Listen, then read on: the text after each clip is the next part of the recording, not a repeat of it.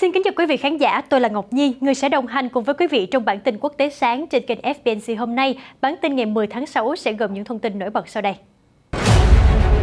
Trong mối quan hệ nồng ấm ngày càng gia tăng giữa Mỹ và Đài Loan, Trung Quốc tuyên bố việc Mỹ coi Đài Loan là mồi nhử chính trị sẽ không thay đổi được gì.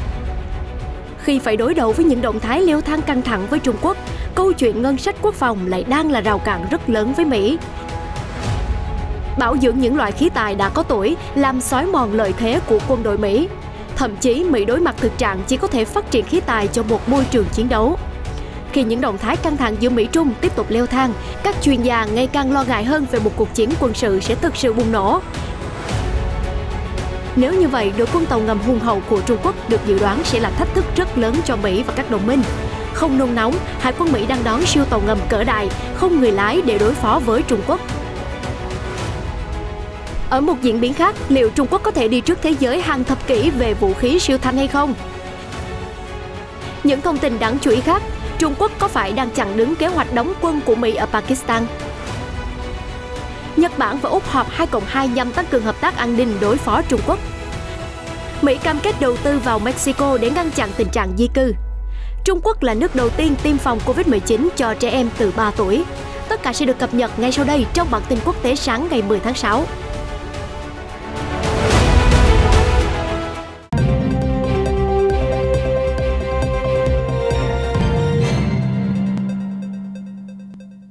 Với việc sử dụng quân bài Đài Loan, hành động khiêu khích của Mỹ đối với Trung Quốc đại lục đã mở rộng sang lĩnh vực thương mại và kinh tế, chỉ một ngày sau chuyến thăm của 3 thượng nghị sĩ Mỹ tới hòn đảo này. Sau tuyên bố gần đây của Washington về việc có thể nối lại các cuộc đàm phán thương mại với hòn đảo bị đình trệ kể từ thời chính quyền Obama, các chuyên gia Trung Quốc đã lập tức lên tiếng cho rằng việc dùng Đài Loan làm mồi nhử chính trị của Mỹ sẽ làm suy yếu hơn nữa mối quan hệ Trung Mỹ và sự ổn định xuyên eo biển, trong khi Đài Loan cần nhận ra rằng việc dựa vào các lực lượng bên ngoài không thể ngăn cản Trung Quốc hành động quyết liệt để sát nhập hòn đảo.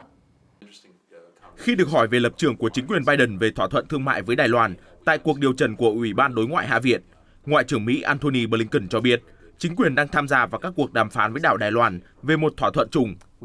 Mặc dù không có tín hiệu rõ ràng nào về hiệp ước, nhưng truyền thông Mỹ cho biết Washington có thể nối lại các cuộc đàm phán khung đầu tư thương mại TIFA với hòn đảo, vốn đã không được tổ chức trong 5 năm. Chính quyền Đảng Dân Chủ Tiến bộ DPP của Đài Loan hôm thứ Ba đã bày tỏ sự hoan nghênh đối với những hứa hẹn của Hoa Kỳ. Cơ quan đối ngoại của hòn đảo này cho biết hôm 8 tháng 6 theo giờ địa phương rằng họ sẽ nỗ lực chung với các cơ quan kinh tế và thương mại để thúc đẩy việc nối lại các đàm phán TIFA với Mỹ thông qua các kênh liên lạc hiện có.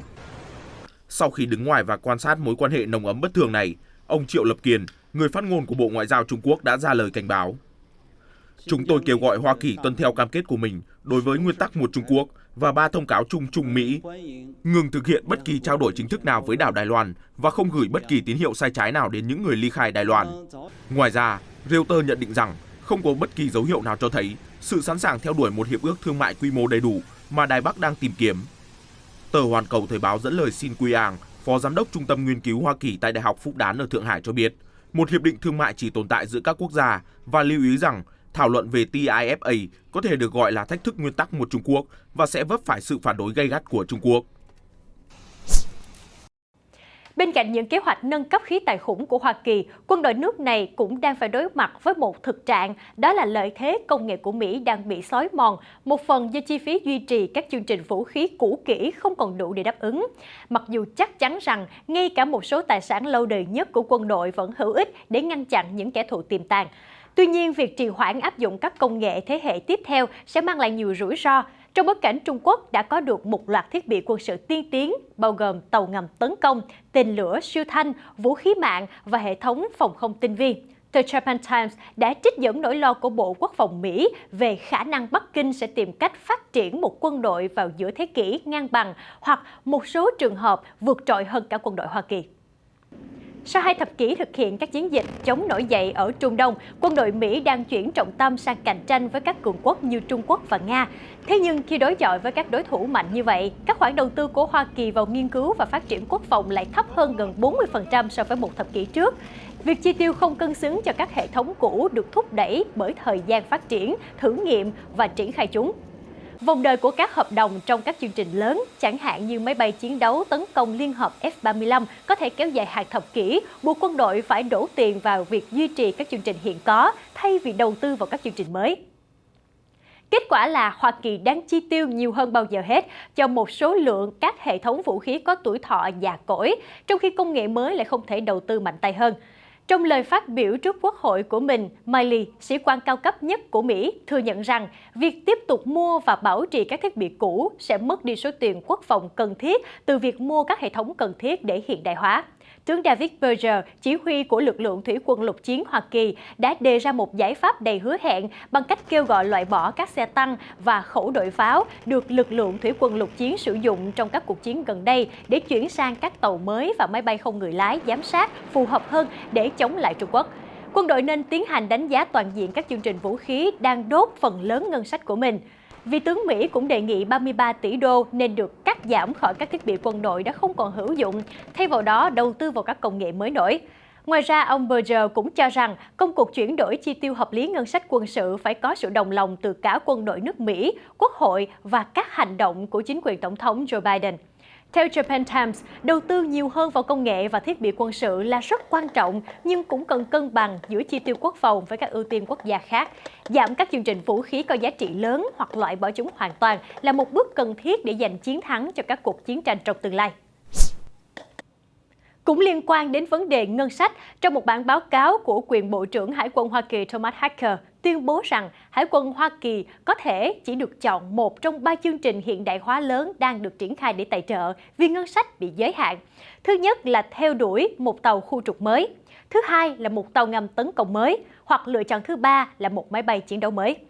Cụ thể trong báo cáo, Bộ trưởng Hacker nói rằng Hải quân Mỹ hiện không thể đủ khả năng để phát triển đồng thời các nền tảng trên không, trên mặt đất và dưới mặt đất cho các khí tài thế hệ tiếp theo và phải lựa chọn ưu tiên. Sau đó phân chia lại hai khả năng còn lại sau khi đánh giá rủi ro hoạt động, tài chính và kỹ thuật. Một bản ghi nhớ ngày 4 tháng 6 từ quyền Bộ trưởng Hải quân Thomas Hacker tuyên bố rằng phù hợp với hướng dẫn tài khóa được ban hành lại gần đây từ Văn phòng Bộ trưởng Quốc phòng, dịch vụ này nên được chuẩn bị để tài trợ đầy đủ cho một số ưu tiên hàng đầu trong chu kỳ kế hoạch tài khóa 2023 nhưng cắt giảm các khu vực khác. Trong khi trước đó, Hải quân đã lên kế hoạch nâng cấp các tàu khu trục lớp Arleigh Burke, tàu ngầm Virginia và từ FA-18E, F-Super Hornet thành nền tảng Air Dominate thế hệ tiếp theo với tham vọng cả 3 dự án sẽ thành hiện thực trong thập kỷ tới.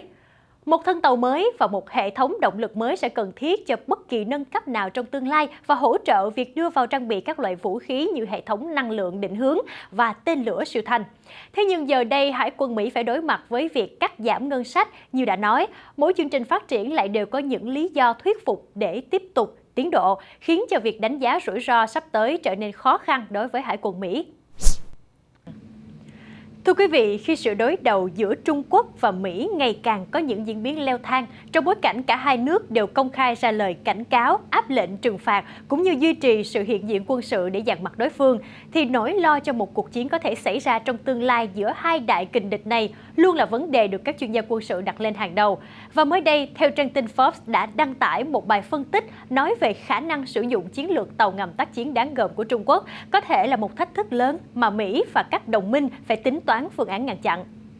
Theo Văn phòng Tình báo Hải quân Mỹ, Hải quân Trung Quốc trong năm 2015 đã vận hành 57 tàu diesel điện và 5 tàu ngầm tấn công hạt nhân. Hạm đội dưới đáy biển của Bắc Kinh đến năm 2030 có thể mở rộng, bao gồm 60 tàu diesel điện và ít nhất 16 tàu ngầm tấn công hạt nhân. Trong khi đó, nếu đặt lên bàn cân so sánh, thì Nhật Bản hoạt động 20 tàu ngầm diesel điện và không có kế hoạch phát triển lực lượng này trong tương lai gần. Mặc dù tàu ngầm của Nhật Bản là một trong những tàu ngầm hiện đại và tinh vi nhất trên thế giới, nhưng về số lượng thì vẫn đang phải chịu thua Trung Quốc. Còn đối với Mỹ, hạm đội nước này sở hữu 56 tàu ngầm tấn công lớp Los Angeles Seaworth và Virginia và tàu ngầm tên lửa hành trình lớp Ohio. Theo kế hoạch mới nhất, con số đó sẽ giảm xuống mức thấp 52 tàu tấn công vào năm 2026 trước khi mở rộng trở lại mức hiện tại vào những năm 2030. Tệ hơn cho các kế hoạch chiến tranh của Mỹ, chỉ hơn một nửa số tàu ngầm này thuộc hạm đội Thái Bình Dương có khả năng duy trì sự hiện diện để đối đầu với Trung Quốc. Bài phân tích của Forbes cũng nêu khả năng một số ít tàu từ Đài Loan và Úc cũng có thể tham chiến cùng Mỹ, nhưng số lượng vẫn không thể chiếm ưu thế so với Bắc Kinh. Nhận thấy rõ rào cản của mình, hạm đội Hoa Kỳ đã quyết định nâng cấp đội quân tàu ngầm bằng một hợp đồng trị giá 275 triệu đô la cho 5 chiếc tàu ngầm Eco Voyager không người lái của hãng Boeing, nhưng chỉ mới thanh toán được khoản đầu tiên vào năm 2019. Theo Forbes, Hải quân Mỹ đặt rất nhiều kỳ vọng vào tân binh Eco Voyager và gọi đây là những hệ thống tàu ngầm không người lái cỡ đại, gọi tắt là XLUUV. Chiếc đầu tiên dự kiến sẽ được ra khơi sớm nhất là vào năm 2022 và 24 chiếc trong các thương vụ tiếp theo sẽ được triển khai trong những thập kỷ tới. Theo James Kilby, Phó Giám đốc hoạt động Hải quân Mỹ phụ trách các yêu cầu và khả năng chiến đấu cho biết, XLUUV sẽ được dùng để triển khai các hoạt động rà phá bom mìn, một kỹ năng phòng vệ mà Hải quân Mỹ đang thiếu thốn trầm trọng khí tài. Ngoài ra, một mô đun thiết kế riêng ở giữa tàu sẽ có khả năng mang theo bom mìn để triển khai tác chiến. Nếu như kịch bản Trung Quốc tấn công Đài Loan và chiến tranh nổ ra ở Tây Thái Bình Dương, Nhật Bản có thể tăng cường tàu ngầm ở phía Bắc Đài Loan để chặn tàu ngầm Trung Quốc, trong khi tân binh tàu ngầm không người lái của Mỹ sẽ trấn giữ ở phía Nam Đài Loan. Về lĩnh vực siêu thanh, Trung Quốc cũng đang nỗ lực để trở thành quốc gia dẫn đầu. Nhiều năm gần đây, báo chí Trung Quốc đã đưa tin về một đường hầm gió mới có mã hiệu là JF-22 sắp được hoàn thành và sẽ đưa Trung Quốc đi trước phần còn lại của thế giới nhiều thập kỷ về công nghệ siêu thanh. Thậm chí, truyền thông Trung Quốc còn cho rằng đường hầm gió mới này là mạnh nhất thế giới để thử những vũ khí bội siêu thanh có thể tấn công bờ Tây của Mỹ chưa đầy 14 phút. Tuy vậy, tờ Asian Times đã dẫn lời các chuyên gia công nghệ quân sự bác bỏ những lời quảng cáo có cánh này và nhận định đường hầm gió này của Bắc Kinh là kỳ quặc và quá non nớt. Cụ thể, theo nhà nghiên cứu và giáo sư Chris Cohn, một chuyên gia về siêu âm và kỹ thuật hàng không từ San Antonio, Mỹ, đã tuyên bố rằng những lời khoe khoang về đường hầm siêu thanh JF-22 đã bỏ qua sự hiện diện của rất nhiều cơ sở hàng chục năm tên tuổi trên khắp thế giới. Hầu hết các đường hầm thử siêu thanh đã tồn tại từ thời chiến tranh lạnh để thử nghiệm các phương tiện vũ trụ và tên lửa ở Hoa Kỳ. NASA đã xây dựng nhiều cơ sở thử nghiệm như vậy trong nhiều thập kỷ để nghiên cứu vô số tên lửa và tàu vũ trụ trước khi được du hành vào không gian. Ngoài ra, vị giáo sư này cũng khẳng định những bài phân tích từ phía Trung Quốc cũng chưa nêu đầy đủ những rủi ro mà hầm gió JF-22 sẽ phải đối mặt, ví dụ như cách xử lý khi giai đoạn kích nổ làm thay đổi thành phần hóa học của không khí.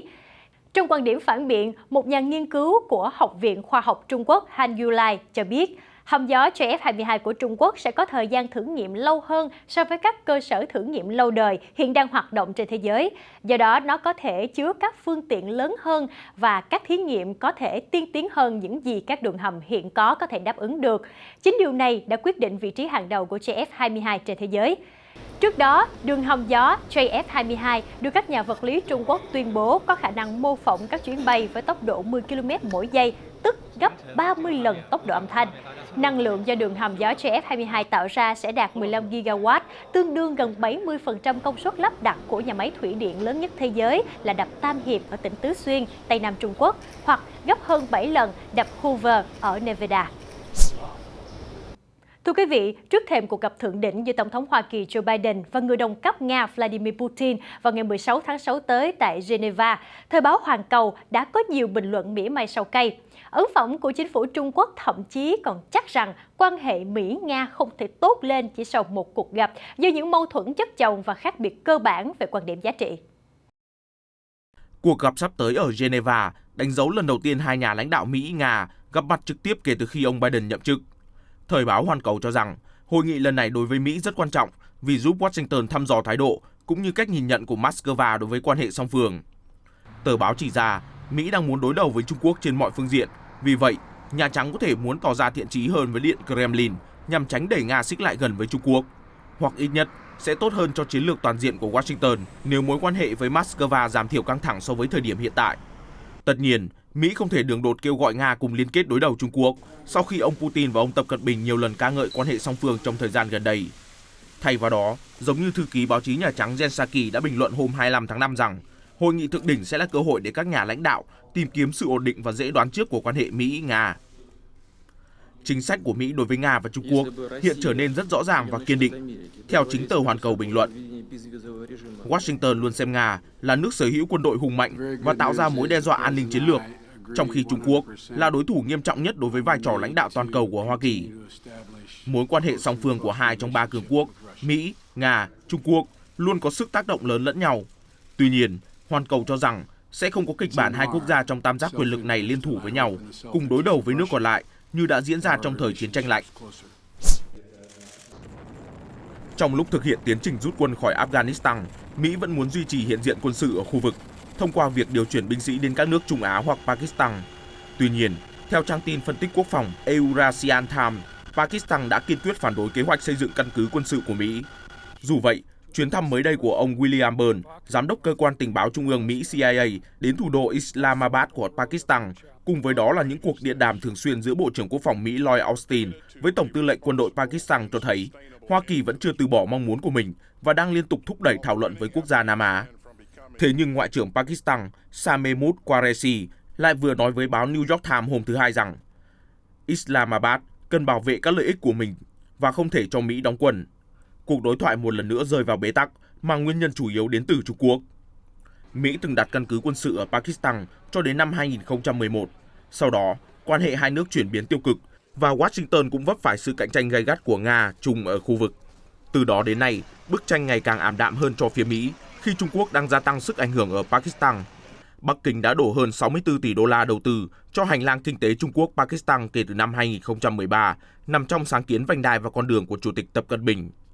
Nhiều báo cáo nhấn mạnh rằng Pakistan thậm chí còn định bán cổ phần nhiều công ty quốc doanh cho nhà đầu tư Trung Quốc, bao gồm công ty đường sắt PIA, hãng hàng không quốc gia PIA và công ty thép PSM. Trung Quốc từ lâu đã rót vốn khổng lồ vào Pakistan khi nền kinh tế nước này lâm vào khó khăn.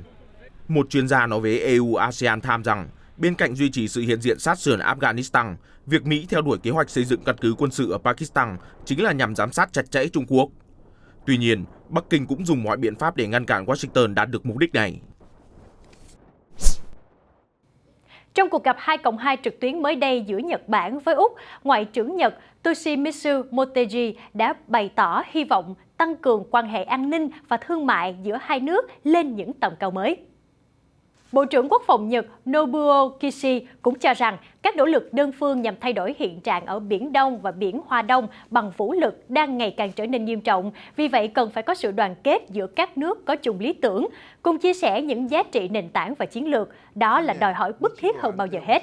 Phát biểu trong cuộc họp, Ngoại trưởng Úc Marise Payne đã đề cập đến mối quan hệ hữu nghị giữa Canberra với Tokyo, cho biết thêm rằng bà đã trò chuyện với 3 vận động viên xứ sở chuột túi sắp hứng khởi tham gia Thế vận hội mùa hè Tokyo khai mạc vào ngày 23 tháng 7 sắp tới.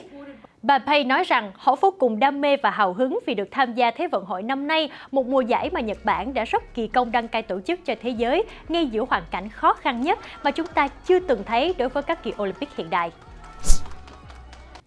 Trở lại với nỗ lực giải quyết tình trạng di cư gia tăng đến biên giới Hoa Kỳ-Mexico từ các quốc gia tam giác Bắc, Honduras, Guatemala và El Salvador. Vào hôm 8 tháng 6, theo giờ địa phương, Mexico và Hoa Kỳ đã ký một biên bản thỏa thuận nhằm đưa ra những chính sách hỗ trợ người lao động, cũng như thúc đẩy sự phát triển ở Trung Mỹ. Động thái được diễn ra trong chuyến thăm của Phó Tổng thống Kamala Harris đến quốc gia Mỹ Latin này. Theo Reuters, Hoa Kỳ đã cam kết hỗ trợ 130 triệu đô la cho Mexico trong 3 năm tới để hỗ trợ quyền của người lao động và giúp ngăn chặn tình trạng di cư. Lời hứa của Phó Tổng thống Mỹ Kamala Harris được đưa ra sau cuộc hội đàm song phương với Tổng thống Mexico Andrés Manuel López Obrador. Đây là một phần của chuyến đi nhằm giải quyết tình trạng di cư gia tăng đến biên giới Hoa Kỳ-Mexico từ các quốc gia tam giác Bắc, Honduras, Guatemala và El Salvador. Tổng thống Mỹ Joe Biden đã yêu cầu bà Harris dẫn đầu các nỗ lực giải quyết tình trạng di cư ồ ạt tại biên giới Mỹ-Mexico tăng vọt vào đầu năm nay. Phần lớn chuyến đi của cô, bao gồm cả chặng dừng chân ở Guatemala, tập trung vào các nguyên nhân gốc rễ của việc di cư như tham nhũng và thiếu cơ hội kinh tế. Nếu chúng tôi ưu tiên quan tâm đến những gì đang xảy ra ở biên giới của chúng tôi, thì đó phải là ưu tiên đối với chúng tôi để hiểu lý do tại sao mọi người lại rời đi. Trong một tuyên bố, Mỹ cho biết họ sẽ hỗ trợ các sáng kiến cơ sở hạ tầng như nông nghiệp, nhà ở và du lịch ở khu vực miền Nam Mexico, giáp với Guatemala. Mexico và Mỹ sẽ gặp lại nhau vào tháng 9 để xác định một thỏa thuận đầu tư. Hãy cùng với Ngọc Nhi đến với những diễn biến đáng chú ý khác. Thưa quý vị, chuyển sang một thông tin về tình hình dịch bệnh COVID-19 và quá trình tiêm chủng ở các nước trên thế giới. Trung Quốc đã vừa phê duyệt sử dụng khẩn cấp vaccine Sinovac cho trẻ em từ 3 tuổi trở lên, theo hãng dược này xác nhận vào hôm 8 tháng 6. Theo đó, Trung Quốc trở thành nước đầu tiên trên thế giới sẽ tiến hành tiêm chủng COVID-19 cho trẻ em. Người phát ngôn của hãng dược Trung Quốc Sinovac nói với AFP rằng, trong những ngày gần đây, vaccine của chúng tôi đã được phê duyệt sử dụng khẩn cấp cho đối tượng từ 3 đến 17 tuổi. Dù vậy, phát ngôn viên không xác nhận khi nào trẻ em bắt đầu được tiêm vaccine vì chưa có quyết định chính thức từ Ủy ban Y tế Quốc gia Trung Quốc. Sinovac nói rằng họ đã hoàn thành thử nghiệm lâm sàng giai đoạn đầu về hiệu quả của vaccine đối với trẻ nhỏ và trẻ vị thành niên. Kết quả sẽ sớm được công bố trên tạp chí y khoa Lancet. Đài truyền hình nhà nước CCTV cuối tuần qua dẫn nguồn quan chức y tế giấu tên cho biết, cơ quan chức năng Trung Quốc đang xúc tiến việc tiêm vaccine cho trẻ em, cho rằng độ an toàn và hiệu quả đã được chứng minh. Người phát ngôn cho Sinopharm, hãng dược phẩm lớn hàng đầu Trung Quốc cũng nói, vaccine của họ cho thấy hiệu quả tốt đối với trẻ em. Kể từ khi dịch bùng phát đến nay, chính phủ Trung Quốc đã có thể đưa tình hình về tầm kiểm soát, và dù bắt đầu chậm chạp, nhưng Trung Quốc đã đẩy nhanh tiêm phòng trong thời gian gần đây, với gần 800 triệu liều được triển khai. Trung Quốc dự kiến tiêm chủng cho đến 70% trong tổng dân số 1,41 tỷ người hoàn thành vào cuối năm nay. Trong khi đó, Tổ chức Y tế Thế giới WHO cũng đã phê duyệt sử dụng khẩn cấp vaccine của Sinopharm và Sinovac cho đối tượng từ 18 tuổi trở lên. Cả hai loại vaccine này đang được sử dụng ở nhiều nước trên thế giới. Mặt khác, dù WHO hiện chưa khuyến nghị sử dụng vaccine cho trẻ em, nhiều nước như Mỹ, Anh, Singapore và Liên minh châu Âu đã cho phép tiêm vaccine của Pfizer-BioNTech cho đối tượng từ 12 tuổi trở lên. Chuyển sang một thông tin về bí ẩn nguồn gốc COVID-19. Gần đây, nhà dịch tễ hàng đầu nước Mỹ Anthony Fauci kêu gọi Trung Quốc báo cáo thông tin chi tiết về 6 công nhân đã đổ bệnh sau khi làm việc ở mỏ khoáng sản thuộc tỉnh Vân Nam vào năm 2012. Sự kiện này nổi lên như một manh mối có thể giúp điều tra khởi nguồn của đại dịch toàn cầu. Cụ thể, nhóm công nhân từ 30 đến 63 tuổi được yêu cầu làm sạch phân rơi trên một thiết bị của mỏ khoáng sản vào tháng 4 năm 2012. Vài tuần sau đó, tất cả họ đều nhập viện ở thành phố Côn Minh, thủ phủ tỉnh Vân Nam, với triệu chứng ho dai dẳng, nóng sốt, đau đầu, tức ngực, khó thở, có đến 3 người không qua khỏi. Mỏ khoáng sản nói trên nằm ở huyện Tự Trị Mặc Giang, tỉnh Vân Nam, cách Vũ Hán khoảng 1.500 cây số. Mặc dù hồ sơ phân tích sinh học chi tiết của 6 công nhân không bao giờ được tiết lộ, nhưng họ tên, độ tuổi và một số bệnh án của họ đã được công bố vào năm 2013 trong luận văn của nghiên cứu sinh tên Li Su ở trường Đại học Y Dược Côn Minh. Theo luận văn này, các bệnh nhân có triệu chứng giống như bệnh SARS và đã nhiễm virus trên loài dơi móng ngựa. Sau đó, giới khoa học Trung Quốc đã tìm đến hầm mỏ ở Mặc Giang vào cuối năm 2012. Họ tìm thấy một mầm bệnh gọi là virus Mặc Giang lây nhiễm từ chuột, tuy nhiên không liên quan đến SARS-CoV-2, cũng không biết chắc chắn liệu virus Mặc Giang này đã gây bệnh cho 6 công nhân hay là một loại virus khác. Tuy nhiên, theo nhà nghiên cứu Thạch Chính Lê, chuyên gia hàng đầu về virus corona trên loài dơi ở Trung Quốc, các công nhân ở Mặc Giang không phải nhiễm virus SARS-CoV-2. Bà Thạch và các đồng nghiệp ở Viện Virus học Vũ Hán đưa ra kết luận nói trên sau khi tái xét nghiệm các mẫu bệnh phẩm. Trong một diễn biến khác, nhiều ý kiến cho rằng luận văn của Li Su cho thấy có căn cứ để nói Viện Virus học Vũ Hán đã tiến hành lấy mẫu, nghiên cứu và tiến hành xét nghiệm liên quan đến virus ở hầm mỏ Mặc Giang, bao gồm virus gọi là AATG13. Được xác định lần đầu tiên năm 2016, virus AATG13 có yếu tố di truyền giống 96,2% so với virus SARS-CoV-2. Đó là theo báo cáo của bà Thạch Chính Lê đưa ra vào đầu tháng 2 năm 2020. Được biết, chỉ riêng từ năm 2012 đến năm 2015, Viện Virus học Vũ Hán đã xác định đến 293 loại virus corona khác nhau ở trong và xung quanh hầm mỏ Mặc Giang.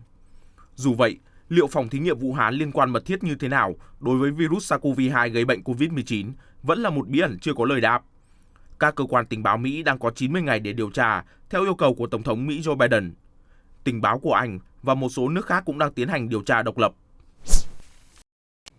Bạn có bao giờ thử tưởng tượng không gian bên trong của một khinh khí cầu sang trọng bậc nhất sẽ ra sao hay chưa? Nếu được lựa chọn, bạn có muốn một lần di chuyển trên không trung bằng khinh khí cầu? Kết thúc bản tin ngày hôm nay, hãy cùng với Ngọc Nhiên ngắm nhìn chiếc khinh khí cầu lớn nhất trên thế giới hiện nay, dự kiến sẽ mở rộng các chuyến bay thương mại trong tương lai. Cụ thể, công ty Hybrid Air Vehicle của Anh mới đây đã công bố những hình ảnh ý tưởng về khí cầu sắp ra mắt của mình, dài 92m và rộng 34m, với sức chứa khoảng 100 người.